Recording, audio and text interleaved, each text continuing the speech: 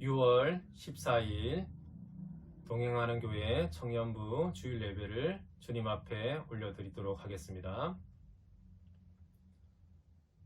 주님은 나의 목자시니 내게 부족함이 없으라. 나를 푸른 풀밭에 누이시며 쉴만한 물가로 인도하신다. 나에게 다시 새 힘을 주시고 당신의 이름을 위하여 바른 길로 나를 인도하신다. 하나님은 영이시니 예배하는 자가 영과 진리로 예배할지니라. 아멘. 살아계시고 역사하시는 하나님 아버지 감사합니다. 우리를 둘러싼 환경이 참 어렵고 또 많은 염려와 걱정을 우리에게 던져주고 있습니다. 그렇지만 우리의 좋은 아버지 되시고 선한 목자 되신 주님을 우리가 의지하며 이 시간 하나님 앞에 나아갑니다. 우리의 마음을 다하여서 주님을 바라볼 수 있도록 주님 인도하여 주시옵소서. 성령께서 우리 각 사람을 붙드시고 하늘의 은혜로 우리 가운데 임재하여 주시옵소서. 예수님의 이름으로 기도합니다. 아멘. 찬송가 382장 같이 찬송하겠습니다.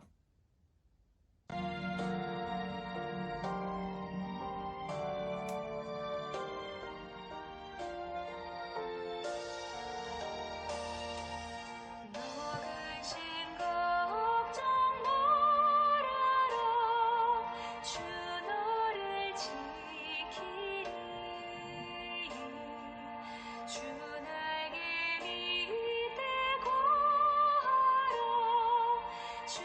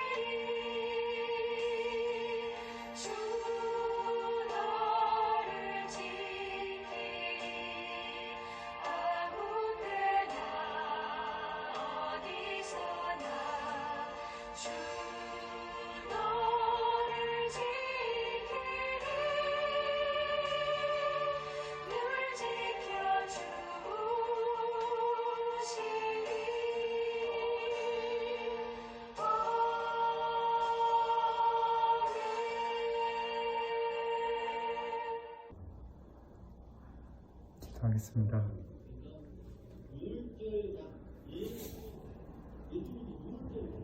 하나님 아버지, 우리가 한 주를 살았고 또 이렇게 기도드리기 원합니다. 주님, 우리가 모이지 못하고 이렇게 온라인으로 예배를 드리는 이 시간 가운데 우리의 마음을 돌아보기 원합니다.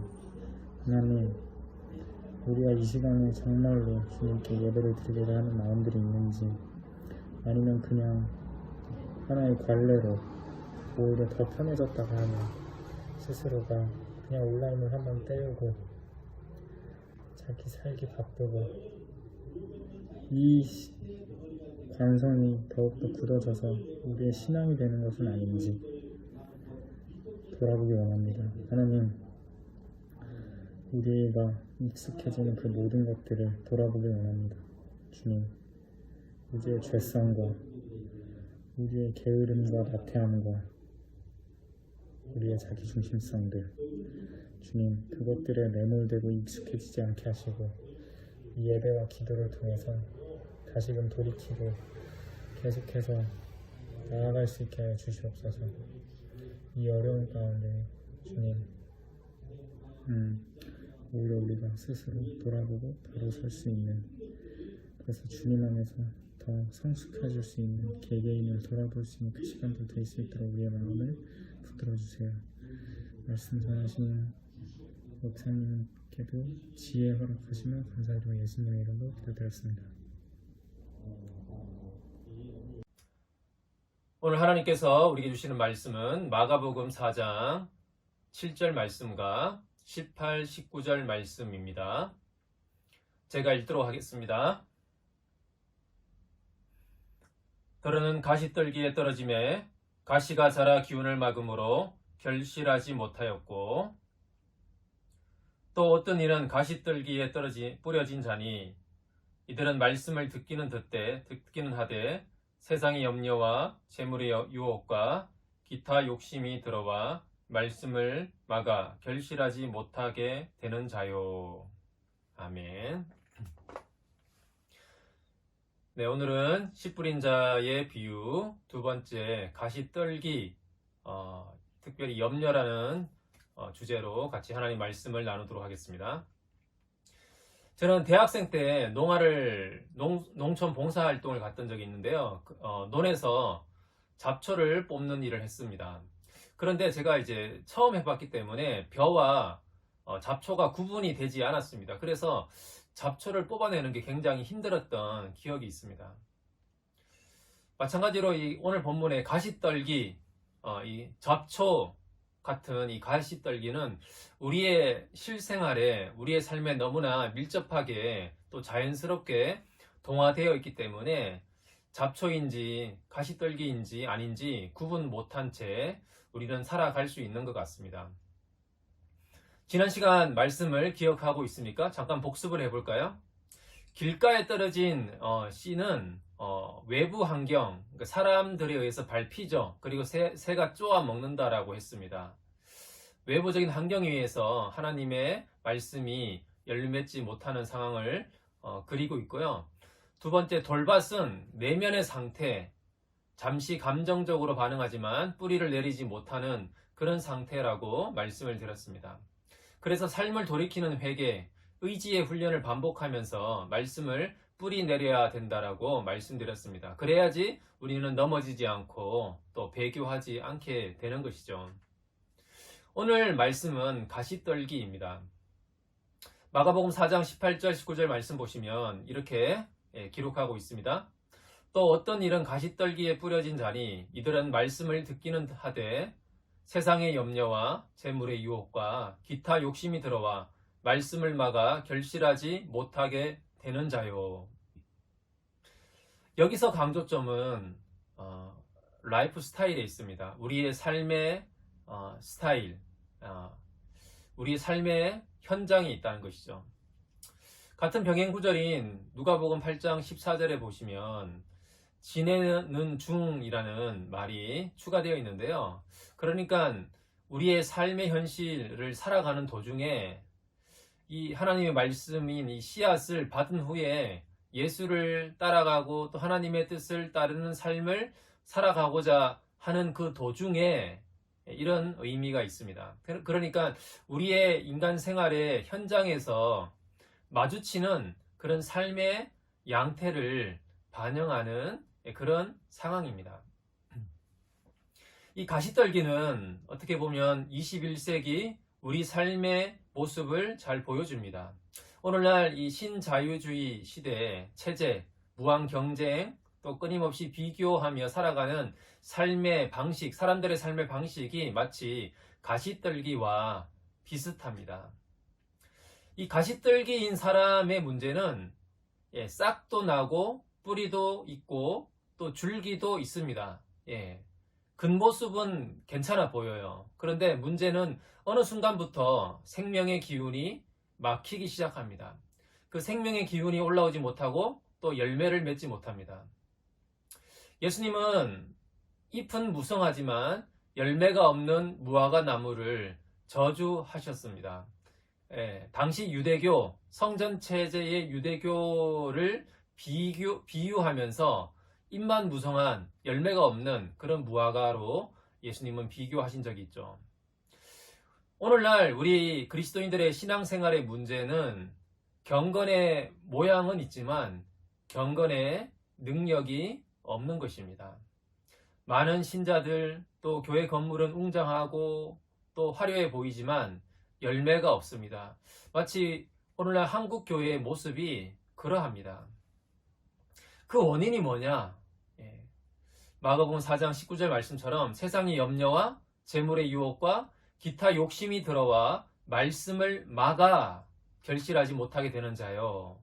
그러니까 가시떨기가 말씀을 막았다는 것이죠.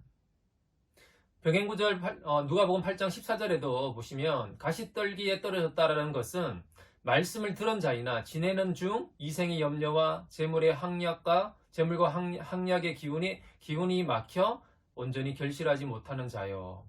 그러니까 누가복음에서는 이 말씀의 기운이 막혔다라고 그렇게 표현합니다. 여러분 시골이나 이렇게 가서 요즘 뭐 도시에도 있지만 밭에 씨앗을 뿌려보면 잡초가 많으면 어떻게 됩니까? 다른 식물들은 잘 못 자라요. 잡초를 제거하지 않으면 그 잡초가 다른 식물들에게 공급되어야 할 영양분을 다 이제 막아서 자기가 흡수해버리죠. 이 막다, 헬라어로는 심프나니고라고 하는데요. 이 막다 헬라어의 언어의 의미는 질식시키다, 목을 조르다라는 의미가 있습니다. 여러분 최근에 막 지금 한창 이슈가 되고 있는 미국의 그 인종차별 문제 아시죠? 조지 플로이드 그 사건으로 인해서 많은 시위들이 지금 일을 하고 있지 않습니까? 여러분도 뉴스를 보셔서 사진을 보셔도 알겠지만 그러니까 목을 무릎으로 이렇게 눌러서 생명의 기운이 흘러가야 할 그 통로를 막아버렸잖아요. 그래서 숨을 못 쉬고 죽은 그 사건을 우리가 최근에 접하고 있습니다. 그것으로 인해서 많은 이제 영향력, 인종차별에 대한 이슈, 시위들이 지금 한참 일어나고 있습니다. 그러니까 목을 누르면 생명의 기운이 흘러가지 못해서 질식사하게 되는 것이죠. 가시떨기는 이 씨앗, 말씀인 이 씨앗의 기운, 생명력이 자랄 수 있도록 하는 그 기운을 막고 또 기운을 질식시켜 버립니다. 그 가시떨기가 뭐냐? 오늘 본문에는 이생의 염려, 재물의 유혹, 기타 욕심이라고 그렇게 말씀하고 있습니다. 우리는 먼저 이 첫 번째 가시떨기인 염려를 먼저 좀 살펴보겠습니다. 이생의 염려라고 되어 있죠.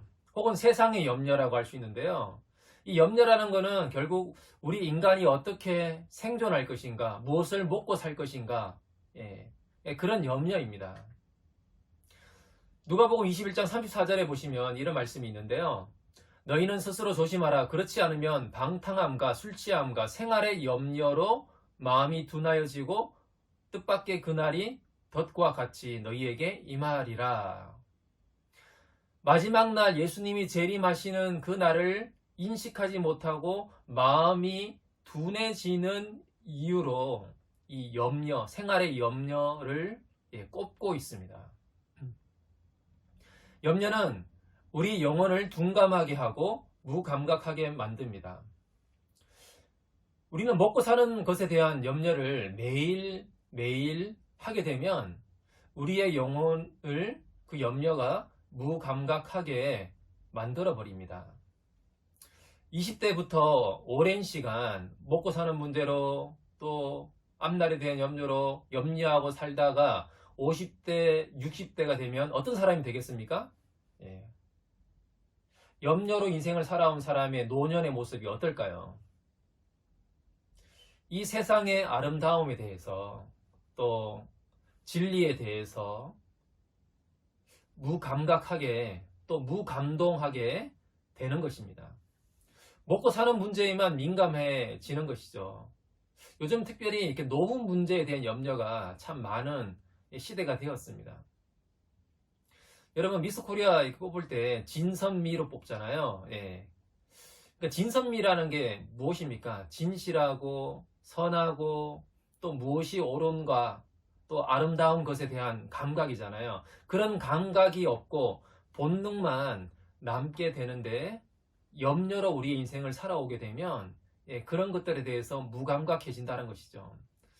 그렇게 살아온 사람들의 노년의 모습, 그러니까 우리의 노년의 모습이 앞으로 우리가 나이가 들어서 그 모습이 아름답게 될 것인가, 아니면 점점 본능만 남고 본능만 있는 그런 짐승 같은 그런 모습이 될 것인가, 그것은 우리가 얼마나 염려하면서 살아왔는가에 따라 달라지게 될 것입니다. 여러분 어릴 때는 염려가 별로 없습니다. 어린아이의 특징이 무엇입니까? 염려보다는 신뢰가 있죠. 믿음이 있죠. 먹고 사는 문제에 대해서 염려하지 않습니다. 부모님이 돌봐주실 것이고 또 내일도 행복할 것이다. 그렇게 믿습니다. 내일을 생각하지 않고 내일의 어떤 일들에 대해서 고민하지 않고 오늘을 그냥 신나게 노는 모습이 어린아이들의 특징입니다.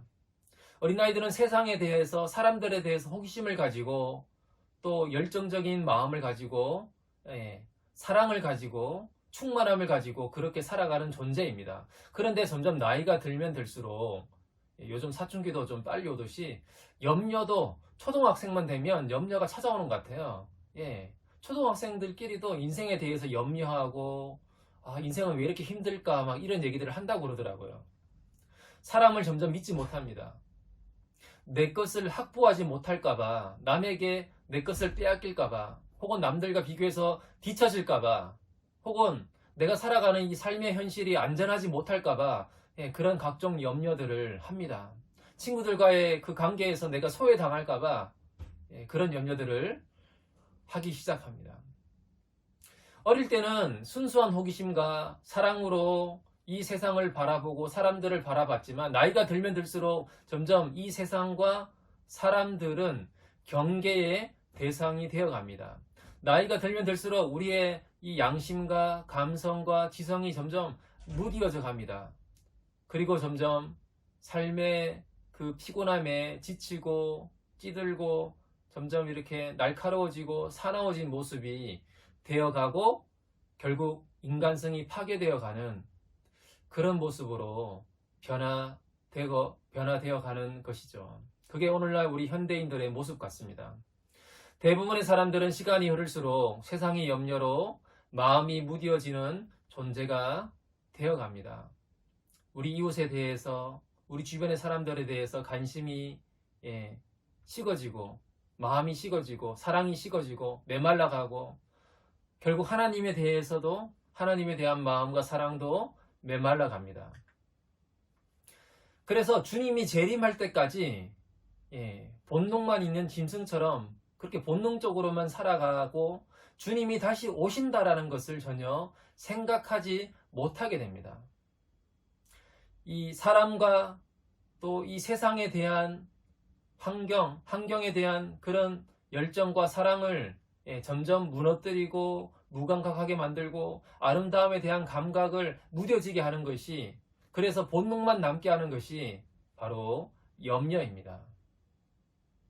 마태복음 6장 34절에는 그러므로 내일 일을 위하여 염려하지 말라. 내일 일은 내일이 염려할 것이요 한날의 괴로움은 그날로 족하니라. 내일의 염려를 하지 말라 그랬죠. 내일의 염려. 예. 단순히 뭐 내일만 염려하는 것은 아니죠. 예. 한 달 앞을 염려하기도 하고 뭐 내년을 염려하기도 하고 몇 년 후를 염려하기도 하고 졸업 후를 염려하기도 하고 앞으로 내 인생의 앞으로 미래를 염려하는 것입니다. 이 미래에 대한 염려가 바로 내일에 대한 염려입니다. 그런데 우리는 이 내일에 대한 염려를 극복하지 못하면 하나님 앞에 믿음으로 살아갈 수가 없습니다. 이 마태복음 6장 34절에 한날의 괴로움은 그날로 족하다라고 되어 있죠. 그러니까 하루하루는 그 하루의 괴로움이 있습니다. 여러분들 인생을 살아보셔서 알겠지만 하루하루 사는 게 사실 쉽지 않잖아요. 하루하루 이렇게 힘든 일도 있고 하루하루에 어려움이 있습니다. 그러니까 우리의 인생은 그 하루하루의 괴로움이 있는 것이 우리의 인생입니다. 인간은 타락한 후로 먹고 사는 문제를 쉽게 해결하지 못한 채로 살아오고 있습니다. 인간의 범죄로 인해서 땅이 저주를 받잖아요. 생태계가 타락하잖아요. 그래서 엉겅퀴가 나고 수고해야지만, 땀을 흘려야지만 우리는 생존할 수 있는 그런 상황에 처했습니다. 그래서 하루하루 살아남는 것이 저절로 되는 것이 아니라 수고를 해야지 가능한 그런 상황입니다. 그게 인간의 실존입니다. 하루의 괴로움이 날마다 있는 것이 인생입니다. 근데 문제는 그 하루의 괴로움에 대한 우리의 태도입니다. 하루의 괴로움을 지고 그 하루를 지내온 것으로 우리는 만족할 수 있어야 됩니다. 오늘 하루의 괴로움을 감당하기 위해서 내가 노력하고 애쓰고 에너지를 쓴 것에 대해서 만족해야 합니다. 그렇게 만족하고 그렇게 하루를 잘 지내온 것을 감사하고 그렇게 우리는 하루를 잘 마쳐야 됩니다. 그런데 오늘날 대부분의 현대인들은 그렇지 못합니다. 우리의 관심을 자꾸 내일로 둡니다. 내일의 일, 내일에 내가 져야 할 짐이 뭐가 있지? 내일의 일, 내일의 그 짐을 오늘 미리 끌어당겨서 고민하기 시작합니다. 한 달 앞의 일들을 고민하기 시작합니다. 반년 혹은 내년의 그 일들을, 미래의 일들과 미래의 짐들을 미리 오늘 끌어당겨서 오늘 생각하고 고민하고 염려하기 시작합니다. 그러니까 오늘 하루의 짐을 지고 가지 못합니다. 오늘 하루의 짐을 지고 살아가는 것을 실패하면 내일 일, 내일의 일에 대한 짐을 질 것도 우리는 실패하고 맙니다. 그러면 또 염려가 생기는 거죠. 오늘 하루도 이렇게 제대로 못한 것 같은데 또 내일 또 어떻게 해야 되지? 또 한 달 후에는 어떻게 해야 되지? 그러니까 오늘 하루의 짐을 지고 오늘 하루를 잘 살았다 이렇게 살아야 되는데 그러지 못하고 오늘 하루의 짐을 지는 것도 사실 쉽지 않은데 내일의 일에 대한 염려까지 가지고 오고 한 달 후, 1년 후 또 앞으로 미래에 대한 일의 염려까지 잔뜩 오늘로 끌어와서 그걸 다 지려고 하니까 오늘 하루 져야 될 짐조차 제대로 지지 못하면 오늘 왜 이렇게 살았지? 너무 불만족스러운 거예요. 그러니까 이런 삶이 매일매일 반복되면 자기 인생에 대해서 굉장히 낙심하게 되고 뭘 하나도 하지 못하는 것 같고 점점 앞으로의 미래가 어둡고 불투명하고 가망이 없다라고 그렇게 낙심하게 되는 것이죠. 이 염려는 헬라어로 메림나라고 하는데요. 이 염려의 뜻을 보면 마음의 분명한 방향을 잡지 못하고 이끄는 상황에 따라서, 그러니까 환경이 우리에게 이끄는 상황에 따라서 이리저리 막 끌려다니다가 우리의 마음이 분열되는 것을 의미합니다. 그러니까 우리의 마음이 둘로 갈라지는 것을 염려라고 표현합니다. 내일 일 때문에 마음을 둘로 갈라지게 하지 말라는 것이죠. 우리의 마음은 인격의 저장소입니다. 우리의 마음에는 인격이 담겨 있어요. 인격은 또 뭐로 구성되어 있다고 그랬죠? 지정의로 구성되어 있다고 그랬죠. 예, 생각하고 또 감정, 예, 느끼고 또 의지, 예, 의지를 내서 이렇게 행하는 것, 그것이 통합된 곳이 우리의 마음이고 인격입니다. 근데 마음이 염려로 인해서 갈라지면 우리의 생각이 갈라지죠. 생각이 갈라지면, 그러니까 생각에 혼란이 생기잖아요. 생각이 혼란이 생기면 갈팡질팡합니다. 이게 맞는가? 저게 맞는가? 예, 문제 해결을 위해서 올바른 판단을 하지 못합니다. 또 마음이 갈라지면, 염려로 우리의 마음이 갈라지면 우리의 감정이 갈라져요. 예, 감정이 갈라진다는 거는 불안한 거죠. 계속 늘 마음이 불안해요. 또 마음이 갈라지면, 염려로 우리의 마음이 갈라지면 의지가 갈라집니다. 의지가 하나로 모아져야지만 힘을 집중해서 무언가를 할 수 있잖아요. 근데 의지가 갈라지면 이거 했다가 아닌가? 또 저거 했다가 아닌가? 막 이렇게 막 이 일 했다 저 일 했다. 예, 그렇게 되는 것이죠. 예수님의 가르침은 오늘 져야 할 괴로움에 집중해야지 매일 져야 할 일들에 우리의 마음을 나누지 말라라는 것입니다. 이것을 잘못 해석하면 아무런 계획을 세우지 말라, 예, 그렇게 생각할 수도 있는데 그런 의미가 아니죠. 우리의 삶의 계획은 필요합니다. 계획은 필요해요. 예, 앞으로 한 달 후, 1년 후, 또 몇 년 후를 내다보면서 계획을 세우는 것은 필요합니다. 그런데 그날, 오늘이라는 이 하루, 오늘이라는 이 하루에 내가 해야 할 일에 내가 모든 에너지를 집중시키고 그렇게 살아가는 거예요.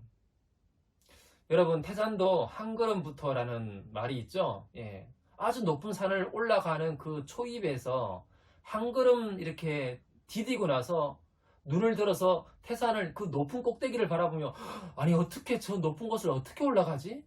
왜 이렇게 높아? 그러면서 이렇게 내가 올라갈 수 있을까? 한숨이 나오고 막 염려가 되고 한 걸음밖에 안 갔지만 더 이상 가기 싫어지고 그러잖아요. 그게 염려예요, 염려. 그런 마음으로, 그런 염려로, 예, 산을 오르기 시작하면 산을 오르는 동안 주변에 그 산이 우리에게 주는 아름다움을 보지도 못하고 내가 이렇게 산을 올라간다라는 어떤 성취감도 느끼지 못하고, 예, 그렇게 되는 거예요. 그러니까 인생을 염려하면서 살지 말라는 것이죠. 한날의 괴로움은 그날로 족하다. 어리석게 살지 말아라. 내일 일 때문에 너희의 마음, 에너지를 분산시키지 말아라. 내일 일은 내일이 염려할 것이요. 예, 누가 염려한다고요? 내가 아니라 내일. 내일이 내일 일을 염려한대요. 그러니까 너희가 염려할 것이 아니고 그날이 다가오면, 내일이 다가오면 그날, 내일이, 예, 염려해 준다는 것입니다. 그러니까 우리는 오늘이라는 이 하루에 우리의 마음을 집중하면, 또 우리의 마음을 다해서 오늘이라는 하루의 짐만 우리가 열심히 지면 내일 일하는 시간이 대신 내일의 염려를 대신해주고 결국 시간은 우리의 편이 된다는 것입니다. 오늘 하루의 일을 최선을 다하면 우리에게 성취감이 주어지고 감사가 생깁니다. 그러면 내일에 대한 신뢰가 생겨요. 그래, 내일 일도 감당할 수 있을 거야. 내일 일은 하나님이 또 그렇게 도우시고 인도해 가실 거야. 내일 어떤 일이 벌어질지 알지 못하고 또 막연하기도 하지만 또 내일 닥쳐서 하나님과 함께 내게 주어진 그 하루의 짐을 나는 지고 갈 수 있을 거야. 예, 그런 마음으로 살면, 예, 마음에 감사가 있고 성취감이 있는 것이죠. 그러니까 이런 마음으로 살아갈 때 우리 마음에 기쁨이 있고, 예, 긍정적인 마음이 생기고, 예, 그렇게 되는 것입니다. 대학생들은 대학생 때 졸업 후를 염려합니다. 졸업 후를 염려하다가 1학년 때의 삶을 제대로 못 살아. 1학년으로서의 그 삶을 못 삽니다. 2학년으로서의 삶을 살아야 되는데 2학년으로서의 삶을 못 살아요. 취업을 하면 어떨까요? 취업하면 또 승진을 염려해요. 예, 승진이 될까 안 될까 염려하고, 또 중년이 되면 잘릴 것에 대한 염려를 가지고 있습니다. 그렇게 잘리지 않더라도 또 노후를 염려해요. 그러니까 앞으로의 미래를 계속 염려하면서 현재 내가 져야 할 짐을 지지 못하고, 예, 계속 무거운 짐을 지고 살아가는 거죠. 그러니까 하루하루 하나님께 맡길 수 있는 맡길 수 있는 그런 믿음의 사람이 긍정적인 마음과 웃을 수 있는 마음의 여유를 갖고 살아갈 수가 있습니다. 그래, 시간은 내 편이야. 내일은 내일이 알아서 염려할 거야. 나는 오늘만 최선을 다해서 살면 돼. 하나님이 도우실 거야. 이런 태도죠. 그러나 미리 염려하고 좌절하는 것이 오늘날 많은 청년들의 모습인 것 같습니다. 우리의 마음이 염려로 이렇게 나눠지면 오늘 할 일도 못하고 내일 할 일도 못하고 그리고 앞으로 할 일에 대해서도 불안해요. 또 못할까봐.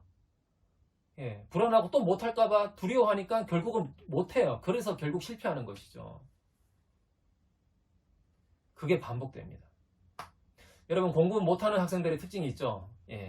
가방이 무겁습니다. 책들을 많이 넣어 다녀요. 공부 못하는 학생들의 특징. 왜 책들을 많이 넣어 다닙니까? 왠지 이 과목도 공부해야 될 것 같고 저 과목도 공부해야 될 것 같고 또 이것도 해야 될 것 같고, 그러니까 오늘 해야 될 분량의 책만 넣으면 되는데 그거는 뭐 한두 권이면 되잖아요. 오늘 할 정도의 분량은. 근데 염려 때문에 한 10권을 막 넣어 다녀요. 이것도 해야 되고 저것도 해야 될 것 같다. 그러니까 이 염려 때문에 결국은 이것도 하고 저것도 해야 된다는 부담감만 잔뜩 가지고 있다가 그러면 어떻게 돼요? 염려를 계속하면 어떻게 돼요? 우리의 몸이 피곤해지죠. 피곤해져요. 피곤해지면 어떻게 돼요? 자꾸 잠이 와요. 그래서 막상 공부하려고 앉아있으면 막 피곤해지고 잠자고.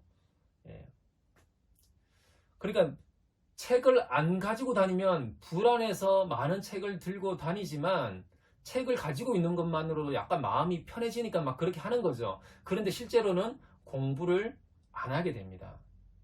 그리고 졸리고 피곤하니까 자게 되죠. 자고 일어나면 또 피곤하고 또 공부 못했다라는 그 염려 때문에 또 피곤해고 또 자고 그렇게 반복되는 것이죠. 반면에 공부를 잘하는 사람은 어떻습니까? 자기가 할 수 있는 것만 집중합니다. 내가 오늘 해야겠다라는 것만 그것만 딱 가지고 와서 그것에 집중합니다. 그렇게 마음이 이렇게 나누어지지 않고 생각이 분산되지 않고 내가 해야 될 것만 집중하면 어떻게 됩니까? 효율성이 생기고 빨리 끝내게 됩니다.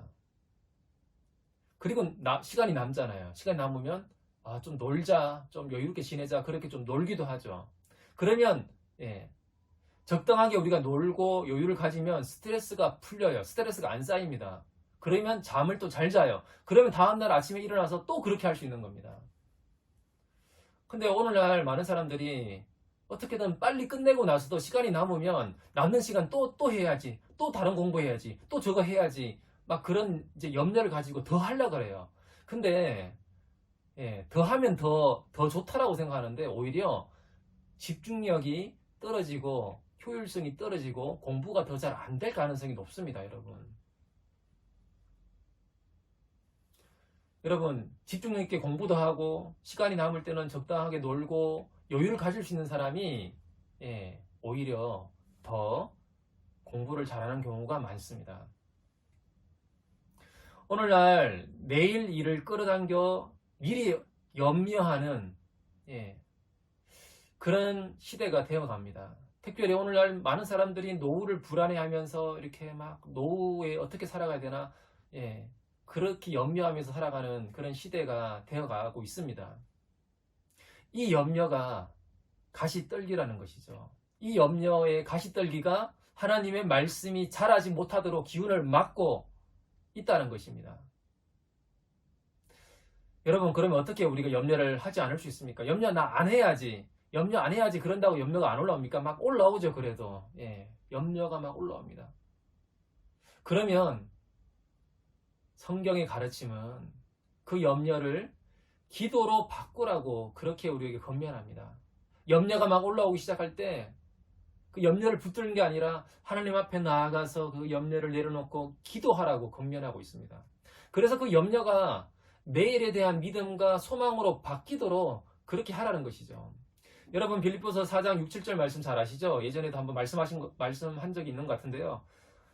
아무것도 염려하지 말고 다만 모든 일에 기도와 간구로 너희 구할 것을 감사함으로 하나님께 아뢰라. 그리하면 모든 지각에 뛰어난 하나님의 평강이 그리스도 예수 안에서 너희 마음과 생각을 지키시리라.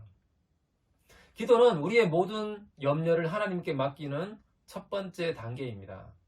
기도는 염려를 선택하지 않고 하나님의 선하심을 선택하겠다라는 그런 표현입니다. 여기서 선택이 중요해요. 우리는 염려를 선택할 것인지 하나님의 도우심을 선택할 것인지 항상 선택의 기로에 놓여 있을 때가 많습니다. 우리가 구할 것을 감사함으로 하나님께 아뢰라. 염려를 일으키는 모든 문제들을 하나님의 선하심에 맡기라는 것이죠. 결과를 하나님께 맡기라는 거예요. 하나님께서 택하신 적절한 시간에 또 하나님의 방법으로 도우시고 또 공급하실 것을 신뢰하기로 선택하라는 것입니다. 단순히 그런 염려가 다 사라지고 염려가 될 만한 문제들이 다 해결되기를 바라는 것이 아닙니다. 염려가 되는 그 문제가 여전히 있지만 하나님께 그것을 맡기고 나아가라는 것이죠. 그게 기도라는 것이죠. 그렇게 했을 때 모든 지각에 뛰어난 하나님의 평강이 그리스도 예수 안에서 너희 마음과 생각을 지키시리라. 그러니까 우리가 결과에 연연하지 않고 평안함을 누릴 수 있습니다. 인간의 지각은 과거와 현재만 볼 수 있습니다. 그러나 하나님의 지각은 미래를 내다보고 미래를 주장하고 관장합니다. 그런 지각을 가지신 하나님의 평강이 우리의 미래를 다 꿰뚫어 보시고 주장하시는 그 하나님의 평강이 염려가 들어오는 주된 통로인 마음과 생각, 우리의 의식과 무의식, 이 마음과 생각을 지키신다는 것이죠. 이 지키다라는 이 용어는 헬라어로 군사 용어로 많이 사용됩니다.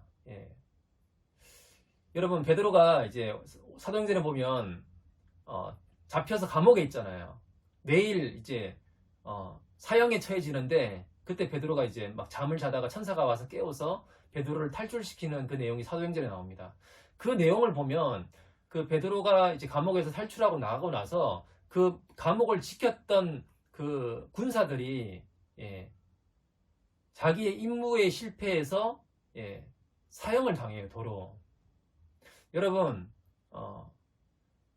군대 가면 경계에 실패하면 굉장한 책임이 따른다라는 것을 군대 갔다 오신 분들은 아시죠? 전시에 경계, 그러니까 적이 쳐들어오는지 안 오는지를 그걸 지켜보는, 감시하는 역할을 제대로 하지 못하면 총살형을 당할 수 있는 것이 그게 경계하는 자의 책임입니다.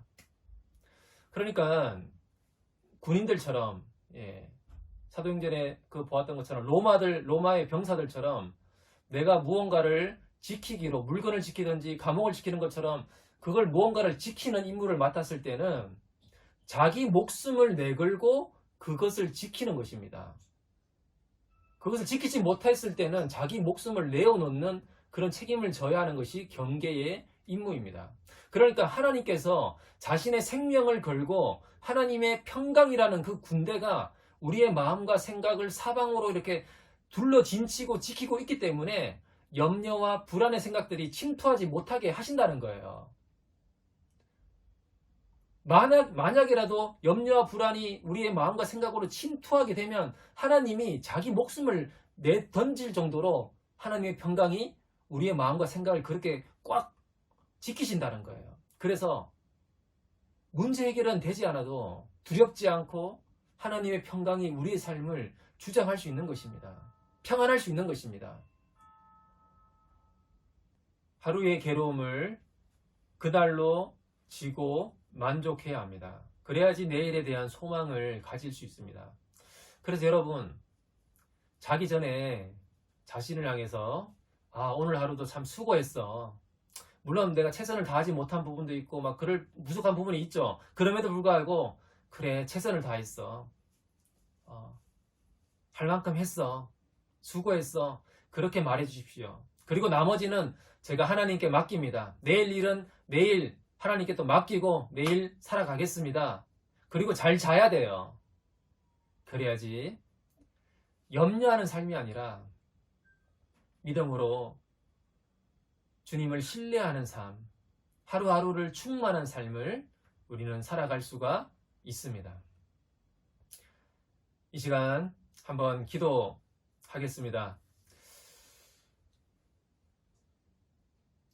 기도할 때 우리의 삶이 염려가 아니라 내일 일을 끌어와서 염려하는 삶이 아니라 오늘 하루를 충만하게 살고 만족할 수 있는 그런 삶이 되도록 우리 한번 잠시 침묵으로 기도하도록 하겠습니다.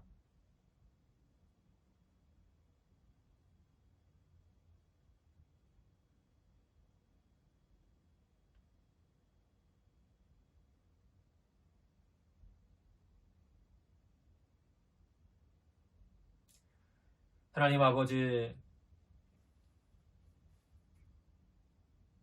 염려로 인해서 하나님의 말씀의 기운이 막히는 삶이 아니라 염려로 인해서 너무나 무거운 짐을 매일매일 짊어지고 가는 그런 삶이 아니라 하루의 괴로움을 하루로 다 끝내고 내일 일을 하나님께 맡기고 믿음으로 살아갈 수 있는 저희들이 될 수 있도록 주님 인도하여 주시옵소서. 예수님의 이름으로 기도합니다. 아멘. 축도로 예배를 마무리하겠습니다. 지금은 우리 주 예수 그리스도의 은혜와 하나님의 극진하신 사랑과 성령님의 감화 감동 교통하심이 염려를 선택하지 않고 하나님의 선하심을 선택하며 믿음으로 살아가기를 다짐하는 모든 하나님의 백성들 머리 가운데 지금부터 영원까지 함께 하시기를 간절히 축원하옵나이다. 아멘.